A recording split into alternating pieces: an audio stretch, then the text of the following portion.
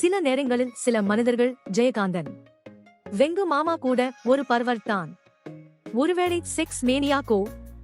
இல்லே, அவர் ஒரு பர்வர்ட். ஒரு சாடிஸ் இல்லைன்னா அம்புஜம் மாமியே அப்படி அடிப்பாரா? என் தோளை இப்படி வலிக்க வலிக்க நெருக்குவாரா? சில சமயத்தில் மாமா கிள்ளினால் அதே இடத்தில் அப்படியே ரத்தம் கன்னி போறது. பெண்களை தொடாமல் பேசினால் என்னவாம்?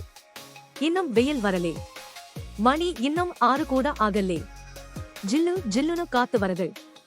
மாமாவும் நானும் மெதுவா நடந்துட்டு இருக்கோம். என் தோளிலே ஒரு கையை போட்டுண்டு இன்னொரு கையிலே வாக்கிங் ஸ்டிக் கை பிடிச்சுண்டு தாத்தாவும் பேத்தியும் போல நாங்க 2 பேரும் நடந்துண்டு இருக்கோம். வழக்கம் போல மாமா ஆரம்பிக்கிறார். அந்த ஆஜுகேயுவி எழுதின கதையை நானும் படிச்சேன். உங்க அம்மா அதை படிச்சுட்டு அழுதாளாம். உங்க அம்மாவே அந்த கதையை படிக்க சொன்னியாமே. What did you mean? அவர் என் தோளை நெருக்கி பிடிக்கிறார். நான் நெளியறேன். அதோ அந்த வெள்ளைக்காரி நாயை பிடிச்சுண்டு எதிரே வராள். நான் ஒரு புலியை பிடிச்சுண்டு அவள் எதிரே போறேன். கிட்ட வரச்சே அந்த நாய் மாமாவை பார்த்து முறைக்கிறது. மாமா அந்த வெள்ளைக்காரியை முறைச்சு பார்க்கறார். லேடி வித் எ டாக்னு அவளுக்கு நான் பெயர் வச்சிருக்கேனே. லேடி வித் எ டைகர்னு அவள் எனக்கு பேர் வச்சிருப்பாளோ? அவளிடத்திலே நான் இருந்தால் அப்படித்தான் நினைச்சுக்குவேன். இப்போ அப்படித்தான் நினைக்கிறேன். நான் தான் lady with a tiger. Criminal lawyer Venkatramaiyer தனது வாத திறமையால் RKV எழுதிய அந்த கதையை கிழி கிழி என்று எவ்வளவு கிழித்தாலும் அது மறுபடியும் மறுபடியும் ஒட்டிக்கொண்டு அவர் மனசில் வந்து நிற்கிறது. அவர் என்னதான் நமது கலாச்சாரம் என்றும் நமது தர்மசாஸ்திரம் என்றும் நமது ஒழுக்க நெறிகள் என்றும் காரணம் காட்டி கங்காவை அவரது தாய் நிர்தாட்சண்யமாக அவரது களங்கத்தை பகிரங்கப்படுத்தி அவரது வாழ்க்கையை மூலியாக்கியது சரியே என்று வாதத்தாலும் அவர் மனசுக்குள் அந்த RKVயின் கதை பப்ளிக் ப்ராசிக்யூட்டர் மாதிரி எழுந்து நின்று என் மரியாதைக்குரிய எதிர்தரப்பு வக்கீல் அவர்களே என்று நமுட்டு சிரிப்புடன் அழைக்கிறது. இந்த ஒரு கங்காவே, இவள் வாழ்க்கையை மூலியாக்கி இவள் முகத்தில் கரி பூசியதன் மூலம் ஒரு பேதை பெண்ணை உம்முடைய பேய் பசிக்கு இரையாக கொள்ளலாம் என்கின்ற உள்நோக்கம் ஒருவேளை நிறைவேறலாமே தவிர நீர் சொல்லுகிற அந்த தர்மங்களும் சாஸ்திரங்களும் ஒழுக்க நெறிகளும் இந்த ஒரு கங்காவினால் பாதுகாக்கப்பட்டுவிட்டது என்று உம்மால் நிரூபிக்க முடியுமா? நான் சொல்லுவது மாதிரியான தாய்மார்களும் பெண்களும் இந்த சமூகத்தில் இல்லை என்று நினைக்கிறீரா? அப்படி மறைத்துக் கொண்டு வாழ்பவர்களை நீர் சொல்லுகிற கலாச்சாரம், தர்மசாஸ்திரம், ஒழுக்க நெறி எப்போது கண்டுபிடித்து பிரஷ்டம் செய்தது? மறைந்து கொண்டவர்கள் எல்லாம் மன்னிக்கப்பட்டவர்கள், ஒப்புக்கொண்டவர்கள் எல்லாம் தண்டிக்கப்பட்டவர்கள் என்பது எவ்வளவு அநீதி! தர்மசாஸ்திரம், நியாயம் என்பனவெல்லாம் ஒருபுறம் இருக்கட்டும். எவனோ வெள்ளைக்காரன் எழுதி வைத்த இந்தியன் பீனல் கோடு சட்டம் கூட அப்ரூவர் விஷயத்தில் சலுகை காட்டுமே. பிராஸ்டிகியூஷன் தரப்பு வாதம் எங்கேயோ திசை மாறி போவது கண்டு வெங்கட்ராமையர் மனசுக்குள் சிரித்துக் கொள்கிறார்.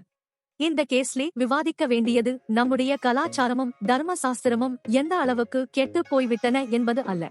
அப்படியெல்லாம் தர்மங்கள் என்றும் நியாயங்கள் என்றும் ஒழுக்கம் கற்பு என்றும் இருப்பதாக நம்பிக்கொண்டிருக்கிற ஒரு தாய், ஒரு மகள் தங்கள் தனிப்பட்ட வாழ்க்கையிலே அது சம்பந்தமாக ஏற்படுகிற சோதனைகளில் என்ன விதமான கண்ணோட்டத்தையும் செயல்முறையையும் கடைபிடிக்க வேண்டும் என்பதுதான் இந்த கேஸ்லே உள்ள சென்டர் பாயிண்ட்.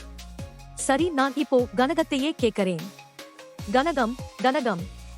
ஈசிசேரில் உட்கார்ந்து கொஞ்ச நேரம் பேப்பர் படித்துக் கொண்டிருந்து பின்பு அதையே முகத்தில் போட்டுக்கொண்டு சற்று நேரம் தூங்கி அந்த கதையை பற்றி நினைவில் கண் விழுத்த வெங்கட்ராமையரின் குரல் கேட்டு சாயங்காலம் அவர் ஊருக்கு புறப்பட வேண்டுமாதலால் ராத்திரி சமையலை முன்னேரத்திலேயே செய்து கொண்டிருந்த கனகம், இதோ வந்துட்டேன் அண்ணா என்று கை வேலையை போட்டுவிட்டு ஹாலுக்கு வருகிறாள். காரியமா இருக்கியா? வெறுமனே இருக்கியோன்னு கூப்பிட்டேன். குடிக்க தீர்த்தம் கொண்டு வா.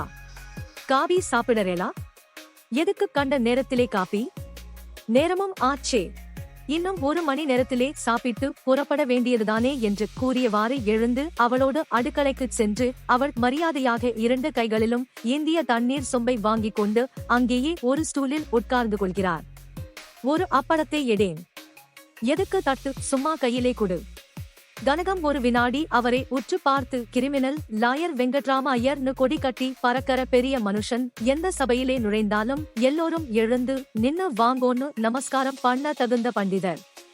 இப்படி இந்தாத்து சமையலறைக்குள்ளே வந்து ஸ்டூல் மேலே ஒரு காலையும் தூக்கி வச்சு உட்கார்ந்துண்டு சொந்தமா அப்பளம் கேட்டு வாங்கி தின்னுட்டு இருக்காரு என்று அவருடைய சகஜ சுபாவத்தை நினைத்து மகிழ்ந்து போகிறாள். எதுக்கு கூப்பிட்டேன்னா, அந்த கதையை பத்தி நினைச்சுண்டிருத்தேன். அந்த கதையை படிச்சிட்டு அழுததாக நீ சொன்னையே, அது சரி இல்லே கனகம். அது சரினா உன் பொண்ணு பண்ணிட்டு வந்த காரியத்தை மறைச்சு வைக்கலையேன்னு நீ வருத்தப்படறேன்னு அர்த்தம். யோசித்து பார்த்தா உன் மனசுக்கே அது அசிங்கமாக படலே? திடீரென்று அவர் சீரியஸாக பேச ஆரம்பித்ததை கனகத்தால் தாங்கிக் கொள்ள முடியாமல் அவள் மௌனமாகிறாள். அவள் முகம் மாற்றமுறுகிறது. இந்த ஒரு வார காலமாய் அழுது கொண்டிருந்த அவளது தனிமை இவரது வருகையினால் இவரது உடன் இருப்பால் இந்த 2 நாட்களாய் தவிர்க்கப்பட்டு இருக்கிறது. இதோ இன்னும் 1 மணி நேரத்திற்கு பிறகு இவர் போய்விடுவார்.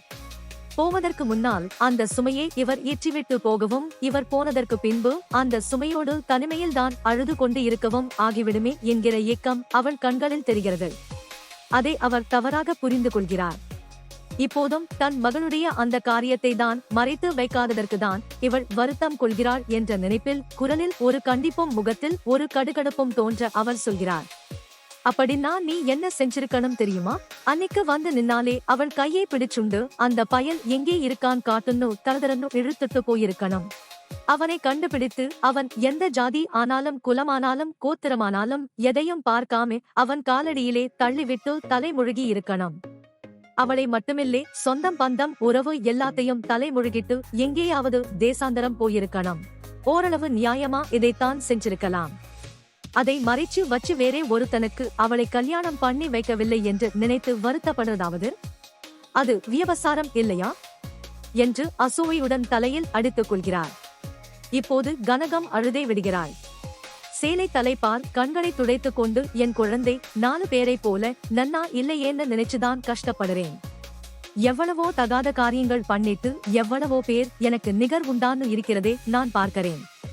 சரியாவோ தப்பாவோ அவள் வாழ்க்கை இப்படி ஆனதிலேயே எனக்கு வருத்தம் இருக்காதா என்று அவள் பரிதாபமாக கேட்கும் பொழுது அந்த தாயின் மனகத்தவிப்பு அவருக்கு புரிகிறது. தான் அவளிடம் அவ்வளவு கடுமையாக பேசியிருக்க வேண்டாம் என்று நினைத்துக் கொள்கிறார். குரலில் சற்று மென்மையை வரவழைத்துக் கொண்டு சாந்தமாக கூறுகிறார். இப்போது நீ வருத்தப்படுவது நியாயம் இல்லை. உன் பொண்ணோட வாழ்க்கை இப்படி ஆனதுக்கு நீ சந்தோஷப்பட முடியாதுதான்.